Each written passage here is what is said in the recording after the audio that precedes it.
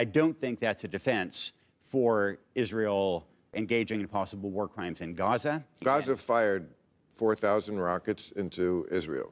What would you say Israel should have done instead of what they did? They have a right to defend themselves. They have a right to respond at military targets, but there was a sense that the response was probably a war crime because it did not sufficiently avoid civilian casualties. But they purposely put the rockets in civilian places. That's their... Yeah. One of the great personalities of our day is the great Bill Maher. He's able to debate people on a show with a lot of clarity, a lot of wit, and often a lot of comedy, I have to say. And here he is fighting back against a lot of anti-Israel rhetoric coming from the left of the United States, what we call the progressives. Let's listen to Bill Maher do his magic in this next interview. And of course, I'd like to hear what you have to say about this. So don't forget to leave your comments below. And of course, subscribe to this channel. And it was frustrating to me because there was no one on liberal media to defend Israel, really. We've become this country now where we're kind of one-sided on this issue. I would also like to say off the bat that I don't think kids understand, and when I say kids, I mean the younger generations, that you can't learn history from Instagram. There's just not enough space. So I want to go over some of the history, but first I read your column on it, even-handed and brilliant as usual. But let me just quote you off the bat. You say, at home, Israel has a robust democracy that gives more rights to Arab citizens than its neighbors do. This was after all a war with Gaza. Thank God Israel treats its Arab citizens better than Egypt, Syria, or Saudi Arabia treat their Arab citizens. I didn't see much of that in the press, so I was glad to see you say it. Can you put some bones on that? Why do you say they treat their citizens better, their Arab citizens? So, I mean, I also said a lot more. And clearly within Israel, then Arab citizens obviously vote. They can serve in the Knesset.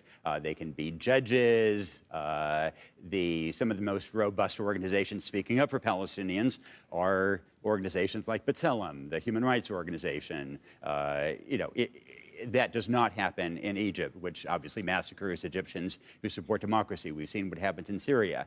But I would also say that, I made that point for context. I think it's important to understand that that Israel at home truly is robust. But, I don't think that's a defense for Israel engaging in possible war crimes in Gaza or engaging... Well, Gaza fired 4,000 rockets into Israel. What would you say Israel should have done instead of what they did? So how could you not commit? So, I mean, international lawyers are pretty clear that they have a right to defend themselves. They have a right to respond at military targets, but there was a sense that the response was probably a war crime because it did not sufficiently avoid civilian casualties. But they purposely put the rockets in civilian places. That's their strategy. Well, likewise, Israel's defense ministry is in a civilian area. I mean, both sides do this, partly because they're crowded countries. I do think that Hamas particularly does this, and I think that's a war crime on the part of Hamas. And clearly, Hamas is engaging in war crimes when it shells War Israel. is a crime. I mean, it seems like a silly argument when people go to war. I mean, there are certain things that are beyond the pale. This seems like, I mean, it was a normal war. People die in war. It's a horrible thing. But I mean, we have developed laws of war precisely to restrain the inhumanity of war. We don't allow chemical weapons. But I don't know how else you respond to when you have I mean, what if Canada fired 4,000 rockets into America, or Mexico, which is an even better analogy because we actually did steal the land from Mexico? I would submit that Israel did not steal anybody's land. This is another thing I've heard in the last couple of weeks, words like occupiers and colonizers and apartheid, which I don't think people understand the history there. The Jews have been in that area of the world since about 1200 BC, way before the first Muslim or Arab walked the earth, 1,000 years before. I mean, Jerusalem was their capital. Okay, so if it's just about who got there first, it's not even close. There have been a continuous Jewish presence. Yes, the Jews were the ones who were occupied by everybody. The Romans took over at some point, and then the Persians and the Byzantines, and then the Ottomans. So yes, there was colonization going on there.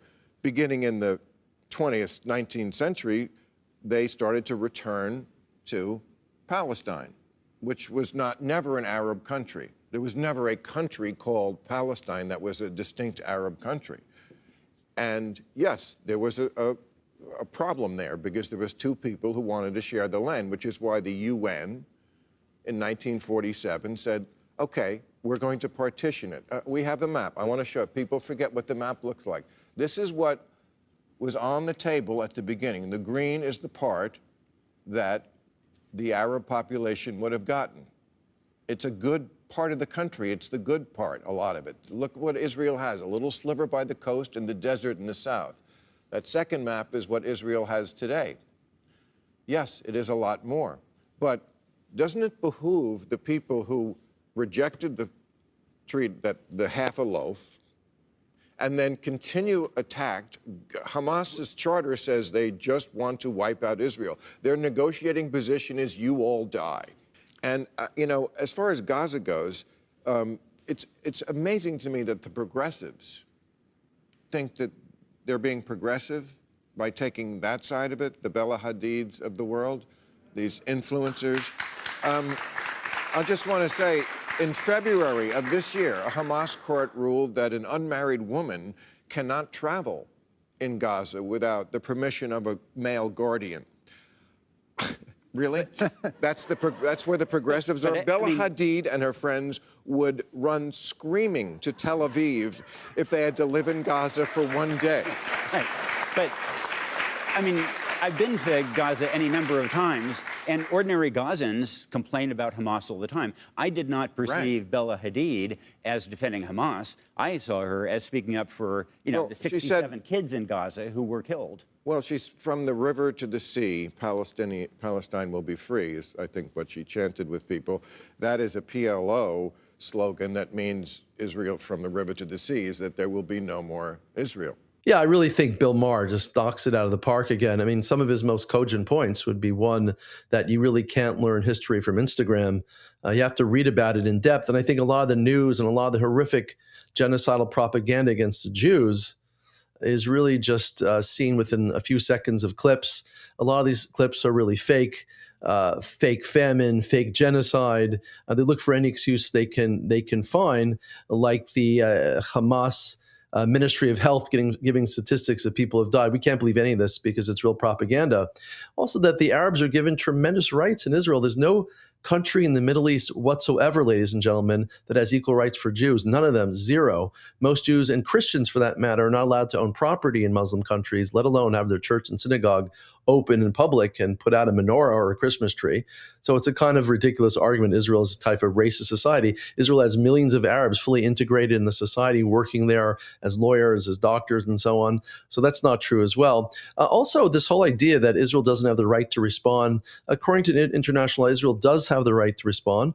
And as Bill Maher pointed out very clearly, what would America do if from Toronto or Montreal, they were sending in 400 missiles a day into Buffalo and Schenectady and Rochester? I mean, America would have the right to fight back fiercely. And what would happen, according to Bill Maher, if Canadians, if their missiles were, put below their hospitals and their nursery schools, which is exactly what Hamas did and is doing today for that matter. So, I mean, people don't expect this from Canadian people who live in Canada, but we can see this happening all the time in Gaza, in the West Bank, in Hezbollah-controlled territories of Lebanon, in Syria. I mean, this is the game they play. Clearly, they don't really care about their people, but they have all this boo-hoo-ha type of stuff going on when people get killed, but they're the ones putting the missiles. They don't want civilians getting killed from Israeli attacks, missile attacks against Israel.